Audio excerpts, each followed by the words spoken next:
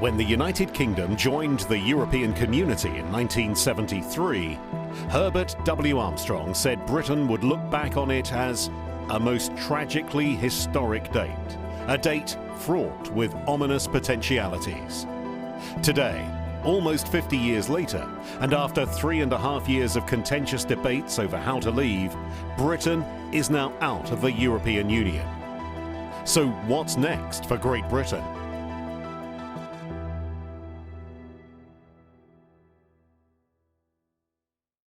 Hello everyone, and welcome back to the program. Well, this weekend, Britain finally severs its ties with the European Union. And we just want to refer you again to statements Herbert W. Armstrong made many decades ago. This is from 1956. It says, "The stage is all set. Germany is the economic and military heart of Europe. Probably Germany will lead and dominate the coming United States of Europe, but Britain will be no part of it. Britain will be no part of it." How could he say that? Something like 65, 70 years ago.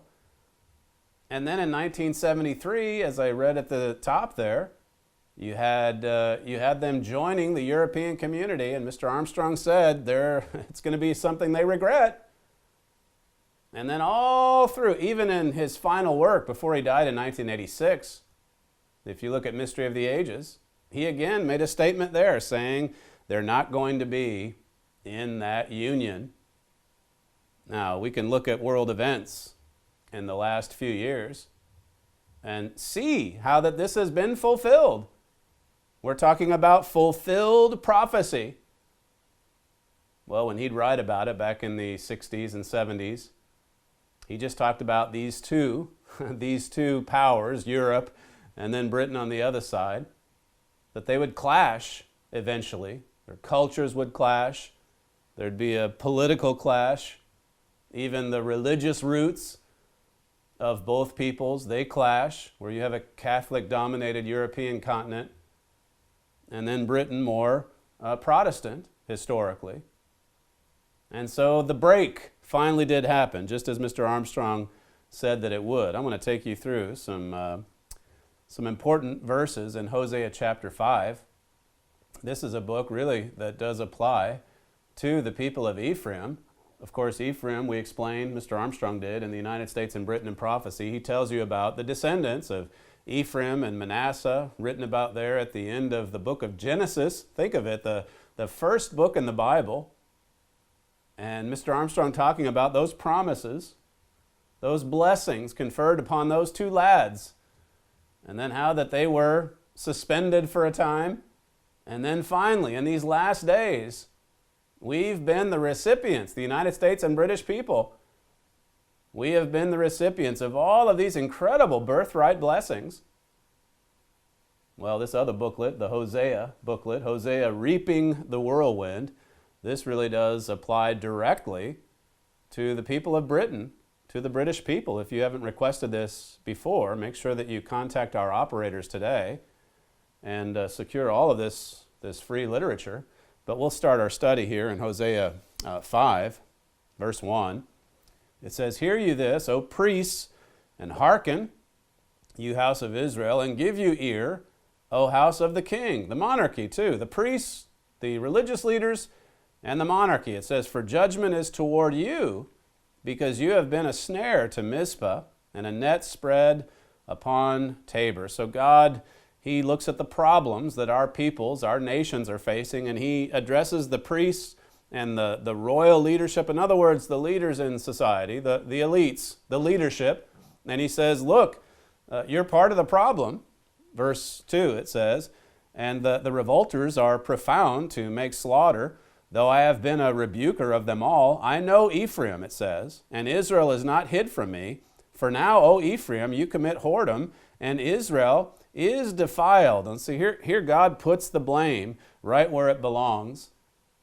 You can look at the prophet Isaiah and see that there's a sickness that sets in the last days, a sickness from head to toe But the head is what guides the body, and so God addresses the head or the ruling elite first. But really, he wants all of us to consider this prophecy. Now, there was a fulfillment in type in the days of Hosea, but what we want to be most concerned about here is the latter-day fulfillment. These prophecies, so many of them, are dual. They have an end-time application as well, and you'll see that as we study through some of these verses. Verse 4, it says, "They will not frame their doings to turn unto their God, for the spirit of whoredoms is in the midst of them, and they have not known the Eternal, and the pride of Israel does testify to his face. Therefore shall Israel and Ephraim fall in their iniquity, and Judah also shall fall with them." Now, if you look back anciently, Ephraim and Manasseh, together with the ancient Israelites, they fell or went into captivity around 721 BC. The people of Judah, on the other hand, they went into captivity in 585 BC. So here it is talking about all three of them together going into captivity, and that didn't happen anciently. It was separate. And so this is telling us that really it's more concerned about the end time than it is about what happened anciently. This is verse 6. Continuing on, it says, "They shall go with their flocks and with their herds and seek the Eternal, but they shall not find him. He has withdrawn himself from them. They have dealt treacherously against the Eternal, for they have begotten strange children." It says, "Now shall a month devour them with their portions." God is talking about sudden destruction. I gave a program on that subject just recently. And you look at what so many of the Old Testament prophets said, what Jesus Christ himself said, the Apostle Paul in the New Testament, talking about that day coming as a thief in the night, a time when so many of us are totally caught unawares, an unexpected time. Here it's talking about a tragedy of epic proportions happening in a month's time, all falling together in the span of a month. That's quite a prophecy. Now it continues and tells you or shows you what God's people or God's work is doing at this time of trial and test. This is verse 8. It says, "Blow you the cornet in Gibeah and the trumpet in Ramah. Cry aloud at Bethaven after you, O Benjamin."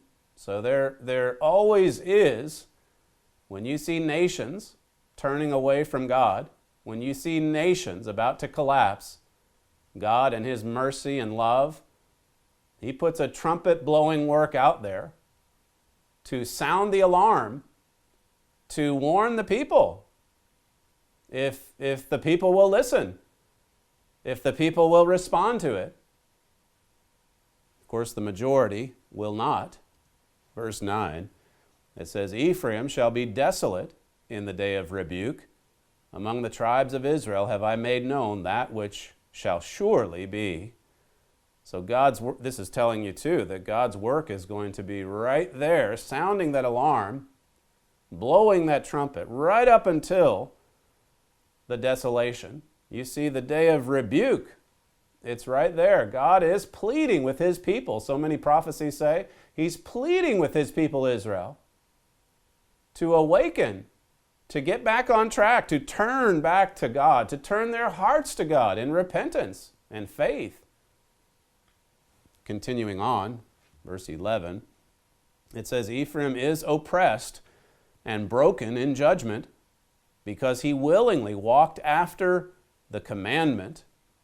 And as my father explains in some of his writings, Great Again in particular, he says this is meaning here that, or the meaning is that they walk after the commandment of Jeroboam.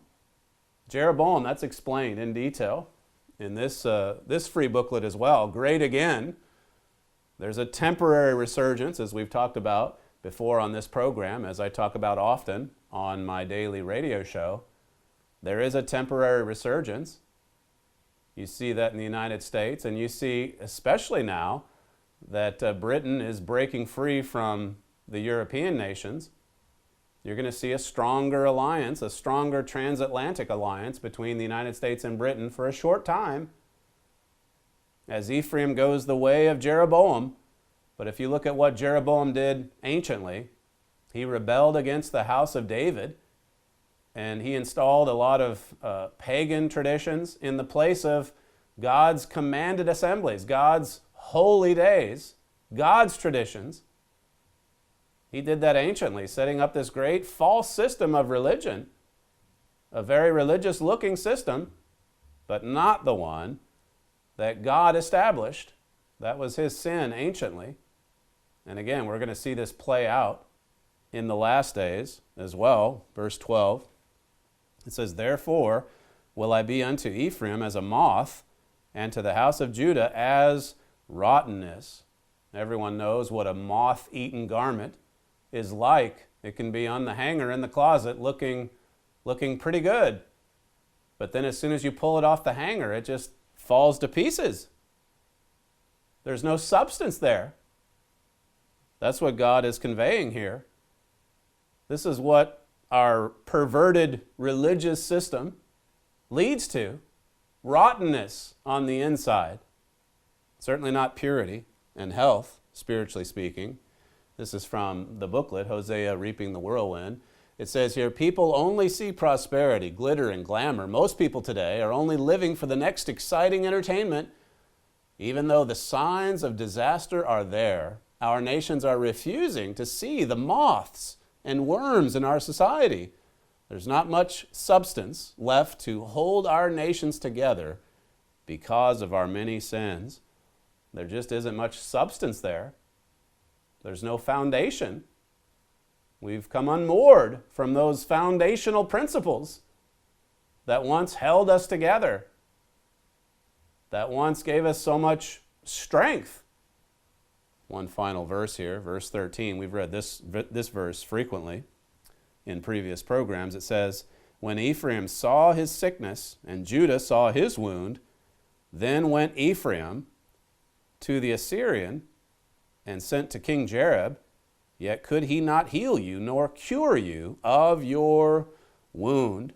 See, when they see the sickness, and this is some really disgusting sickness, they go to the Assyrian, their traditional enemy, which of course is a big mistake, and there's quite a lot of other prophecies that factor into that.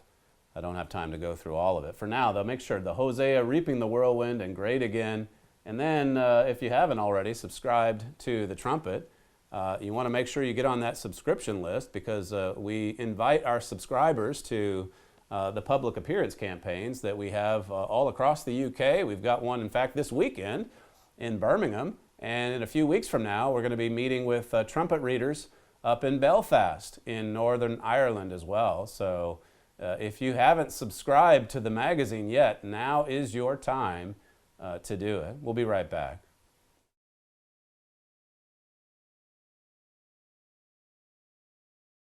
And by the end of World War I, the United States and Great Britain owned and possessed more than 2/3 and almost 3/4 of all the great wealth, the cultivated wealth of all the world.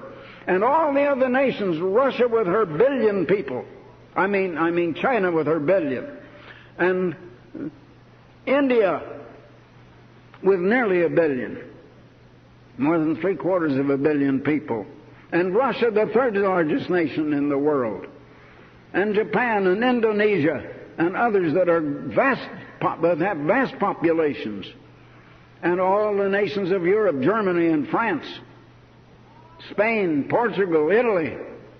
All of the nations combined had only a little over 1/4 and less than a third of the wealth of the world, and our two nations possessed it. That's Herbert W. Armstrong from about 40 years ago. He was talking about the illustrious history of the United States and Great Britain. What was the great British Empire? Our peoples, so blessed. William Manchester once referred to Great Britain as the workshop of the world. That's the British Empire of the 1800s. It really was like the engine for the entire earth. Now, I won't take the time to turn over there, but if you look at Genesis 35:11, God said to him, I'm God Almighty, be fruitful, multiply. He's talking about the descendants of Abraham. A nation and a company of nations, plural, shall be of you, and kings shall come out of your loins. That's quite a statement. That's quite an assurance, a promise. Nation, a single superpower nation, then a company of nations, and then also a royal line would come out of that line of Abraham. It's an astounding prophecy. Here's what Mr. Armstrong says in the U.S. and Britain in prophecy. He says, the United States became the one promised great nation. Britain became the great commonwealth of nations. Neither Britain nor America deserved the unprecedented wealth, greatness, and national power of Abraham's birthright, but God had promised it unconditionally to Abraham. It was conditional to ancient Israel. Now, what he added there in the book, U.S. and Britain in Prophecy, is that once it was fulfilled, then it was upon us whether or not we were going to keep or preserve those many blessings. But at the peak of our power, it was astounding. It astounded the world. This is from a book by Lawrence James. In 1900, the red bits on the world map added up to 1.8 million square miles, which were home to 294 million people. There were over 13 million British colonists, most of whom were first or second generation immigrants who had settled in Canada, Newfoundland, well, all over the world as it lists there. And that's back in 1900. That empire spread right around the world. The sun never set, as has been said. It never set on the empire. Let's look at Hosea chapter 2, continue our study here in the book of Hosea. We'll look at verse 8, and here it talks about all these blessings. It says, for she did not know that I gave her corn, again speaking to Ephraim, and wine and oil, and multiplied her silver and gold, which they prepared for Baal. All that power, all that gold, that wealth, and we didn't know it. We didn't thank God for it. We didn't give God thanks. Well, there was a time in our history where we used to do that. We used to plead for God's help and intervention and protection, and then we used to give God thanks following a tremendous victory or tremendous prosperity. But that doesn't happen anymore. Not on a mass scale, not among the ruling elites. Verse 9, it says, therefore will I return and take away my corn in the time thereof, and my wine in the season thereof, and I will recover my wool and my flax given to cover her nakedness, and now will I discover her lewdness in the sight of her lovers, and none shall delight her out of my hand. You see, it's all going to come crashing down if we don't turn to God and acknowledge that He is the giver of all that is good. He is our protector. He is our maker. In chapter 4, Hosea 4 and verse 1, let's just look at this. It says here, Hear the word of the Eternal, you children of Israel, for the Eternal has a controversy with the inhabitants of the land. And why? Well, it says here, because there is no truth, nor mercy, nor knowledge of God in the land.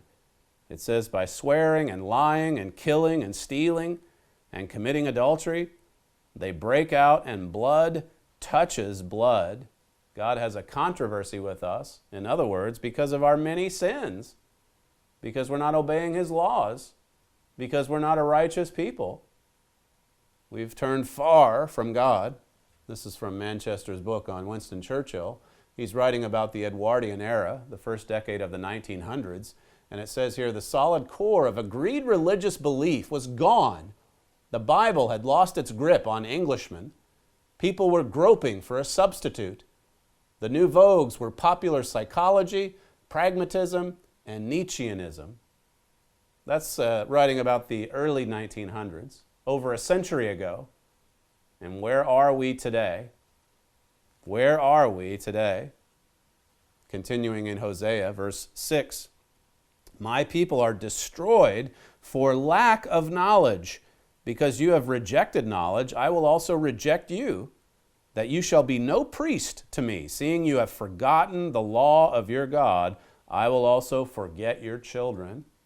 See, the coming destruction because of a lack of knowledge. Now, there's certainly a lot of knowledge that's been disseminated on earth today, but like Herbert Armstrong so often said, it's the great paradox of our time. All of this knowledge, and yet so much misery and suffering to go with it. The knowledge hasn't solved the problems of this world, obviously. So much suffering and evil and division, wars and strife among men, families, nations, communities. That's just been the way of man. And God says, look, if you forget me, then I'm going to forget your children. I'll forget about your families. I'll cut you off in hopes that you'll remember and that you'll cry out to me. Verse 7, it says here, as they were increased, so they sinned against me, therefore will I change their glory into shame. All of that glorious history, and God's going to turn it into shame, because as we increased, so did our sins. Let's conclude in Jeremiah chapter 30. Jeremiah 30, just a couple of verses over here where it talks about the great trouble that's coming upon our nations, our peoples. Verse 3 of Jeremiah 30, it says, for lo, the days come, says the Eternal, that I will bring again. So there's a duality here, just like with Hosea. I will bring again the captivity of my people, Israel and Judah, says the Eternal, and I will cause them to return to the land that I gave to their fathers, and they shall possess it. So it's addressed to Israel and Judah in this prophecy. And keep in mind, ancient Israel went into captivity more than 100 years before Judah did. And here they're paired together, just like in Hosea 5, all falling in a month. Here they're paired together, Israel and Judah, and God says, I'll bring again their captivity. There's obviously a dual application here. It's obviously talking about the end time. It's coming again. This is not that complicated. It's not too difficult to understand. It's very clear. If you believe, these booklets will help you. Of course, U.S. and Britain in Prophecy, I think, will lay a perfect foundation for you spiritually to be able to understand a third of the Bible, which is prophecy. But then you get into such wonderful detail, clear, vivid detail in Hosea, Reaping the Whirlwind, and also Great Again, a booklet by my father, written just a few years ago. But carrying on here, notice verse 7, it says, alas, for the day is great, so that none is like it. It's even the time of Jacob's trouble, but he shall be saved out of it. So it mentions Judah and Israel together, but really the trouble's coming upon the people of Israel, the descendants of Jacob first and foremost. A time of Jacob's trouble, the worst time in history for the United States, for Great Britain. You can read about Daniel 12 and verse 1, where it talks about a time of trouble like this world has never seen. And then you look into the Gospels and see what Jesus himself said. Matthew 24, verses 21 and 22, a time of great tribulation, so bad that if God didn't intervene, there wouldn't be any human beings left. That's what Jesus was talking about, really close to the time of his crucifixion. Has that happened yet? It's for the end time. It's for our days. This is what our people need to wake up and to acknowledge. The sure word of these Bible prophecies. As I say, U.S. and Britain in Prophecy will get you off to a good start. In here it talks about having the master key to prophecy, the master key that will unlock the door to understanding Bible prophecy. As I say, it makes up a third of the Bible. Great Again, going back to Hosea 5, remember, it talks about Ephraim going the way of Jeroboam.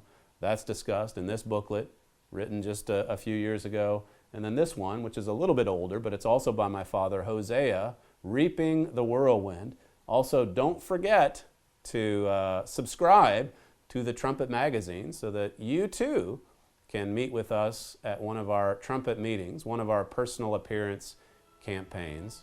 Thank you for joining us today. We'll see you next time.